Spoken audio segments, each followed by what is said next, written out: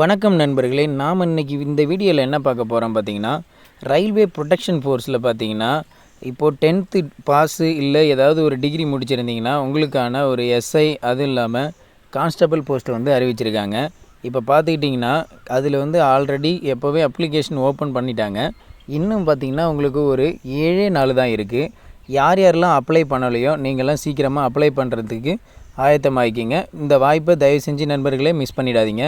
இப்போ நம்ம railway protection ஃபோர்ஸில் இந்த ரெக்ரூட்மெண்ட்டில் என்னென்ன கேட்டிருக்காங்க, குவாலிஃபிகேஷனு, அதுக்கு என்ன ஃபிசிக்கல் டெஸ்ட்டு எப்படி கண்டக்ட் பண்ணுறாங்க, அதோட என்னென்ன டெஸ்ட்லாம் கண்டக்ட் பண்ணி அது வந்து குவாலிஃபை பண்ணுறாங்கங்கிறத நம்ம தெரிஞ்சுக்கலாம்.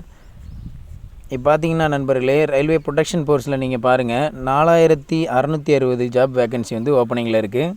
இப்போ அதில் பாருங்கள், கீழே பார்த்தீங்கன்னா இதுக்கு நான் குவாலிஃபிகேஷன் பார்த்தீங்கன்னா 10th பாஸ் பண்ணியிருந்தீங்கன்னா நண்பர்களே நீங்கள் வந்து பார்த்தீங்கன்னா கான்ஸ்டபிளுக்கு அப்ளை பண்ணுறதுக்கு எலிஜிபிளாக ஆகிடுவீங்க. அதேமாரி ஏதாவது ஒரு டிகிரி முடிச்சிருந்தீங்கன்னா நீங்கள் வந்து சப் இன்ஸ்பெக்டருக்கு நீங்கள் பார்த்தீங்கன்னா அப்ளை பண்ணிக்கலாம். இது நண்பர்களே தமிழ்நாடு ஜாப் இல்லை, சென்ட்ரல் கவர்மெண்ட் ஜாப்பு. தயவு செஞ்சு மிஸ் பண்ணிடாதீங்க. இன்னும் ஒரு 7 days தான் இருக்குது. சீக்கிரமாக யார் யாரெல்லாம் அப்ளை பண்ணலையோ இமிடியேட்டாக அப்ளை பண்ணிவிடுங்க. வாங்க என்னென்ன ரெக்யர்மெண்ட் கேட்டிருக்காங்கிறத பார்க்கலாம். பார்த்துக்கங்க, ஜாப் கேட்டகரியில் கிளியராக கொடுத்துருக்காங்க. இது வந்து பார்த்திங்கன்னா நமக்கு central government job. Employment type பார்த்திங்கன்னா ரெகுலர் ஜாப்பு. டோட்டல் வேக்கன்சி பாருங்கள் நண்பர்களே, 4660 வேக்கன்சி கேட்டிருக்காங்க. All over India. அதாவது பார்த்திங்கன்னா இதில் இந்தியாவில் எந்த ஏரியா வேணாலும் உங்களை போடுவாங்க.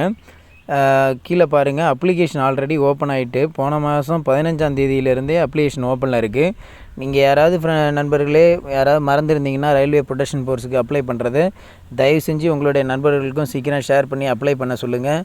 உங்களுடைய ஸ்பீச்சருக்கு நீங்களே ஒரு மோட்டிவேஷனாக இருந்து சீக்கிரமாக இதுக்கான எக்ஸாமுக்கான இதையும் நல்லா ப்ரிப்பேர் பண்ண கற்றுக்குங்க. இப்போ பாருங்கள், அப்ளிகேஷன் நமக்கு வந்து 14/5/2024 முடிய போகுது. அதாவது மேக்ஸிமம் ஒரு 7 days மட்டும்தான் இருக்குது உங்களுக்கு. அதனால் சீக்கிரம் அப்ளை பண்ணிவிடுங்க. இப்போ வாங்க நண்பர்களே, இந்த போஸ்ட் நேம் கீழே பார்த்தீங்கன்னா கொடுத்துருக்காங்க பாருங்கள். சப் இன்ஸ்பெக்டருக்கு பார்த்தீங்கன்னா 452 போஸ்ட் வேக்கன்சி இருக்குது. அதுக்கு பார்த்தீங்கன்னா நீங்கள் ஏதாவது ஒரு டிகிரி முடிச்சிருந்தீங்கனாலே போதும் நண்பர்களே. அப்புறம் பார்த்தீங்கன்னா ரெண்டாவதாக கான்ஸ்டபிள் பார்த்தீங்கன்னா 4208 போஸ்ட்டு ஓப்பனிங்கில் இருக்குது. இதுக்கு பார்த்தீங்கன்னா நீங்கள் 10th குவாலிஃபிகேஷன் இருந்தாலே போதும் நண்பர்களே. மொத்தமாக நீங்கள் பார்த்தீங்கன்னா 4660 ஜாப் வேக்கன்சி வந்து central government job railway protection ஃபோர்ஸில் எடுக்கிறாங்க. கீழே பாருங்கள், இதுக்கான எஜுகேஷன் குவாலிஃபிகேஷன் கிளியராக கொடுத்துருக்காங்க பாருங்கள்.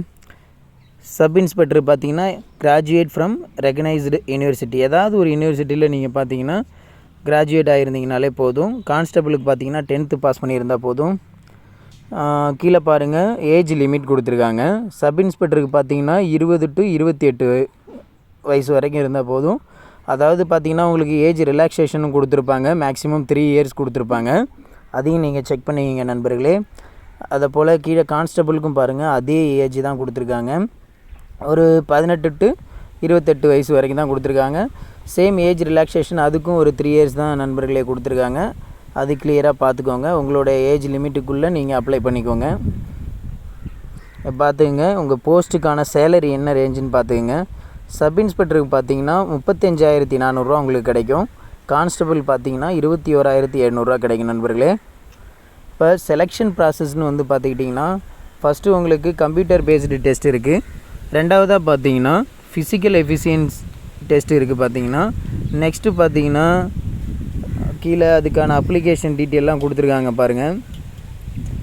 இப்போ பார்த்தீங்கன்னா இப்போ ஓபிசி கேட்டகரி, நார்மல் கேட்டகரி இதெல்லாம் பார்த்தீங்கன்னா 500 போட்டிருக்காங்க. எஸ்சி எஸ்டிக்கு பார்த்தீங்கன்னா 250 தான். அதுவும் வந்து பார்த்திங்கன்னா எக்ஸாம் முடித்தோடனே உங்களுக்கு ரீஃபண்ட் ஆகிடும்னு சொல்லிட்டு போட்டிருக்காங்க. கீழே பாருங்கள் நண்பர்களே, அப்ளிகேஷன் டேட் வந்து முடிய போகுது. மறுபடியும் சொல்கிறேன், யாராவது உங்கள் ஃப்ரெண்ட்ஸு அப்ளை பண்ணலனாலும் தயவு செஞ்சு சொல்லி அப்ளை பண்ணி இதுக்கான டைமிங் வரத்துக்குள்ளே அப்ளை பண்ணிவிட்டு யூஸ் பண்ணிக்கிங்க இந்த எக்ஸாமு. பாருங்கள், போன மாதம் 15 ஓப்பன் ஆனது, இப்போ வர 14ஆம் தேதி முடிய போகுது. ஸோ சீக்கிரம் யார் யார் அப்ளை பண்ணலையோ அப்ளை பண்ணிக்கிங்க நண்பர்களே.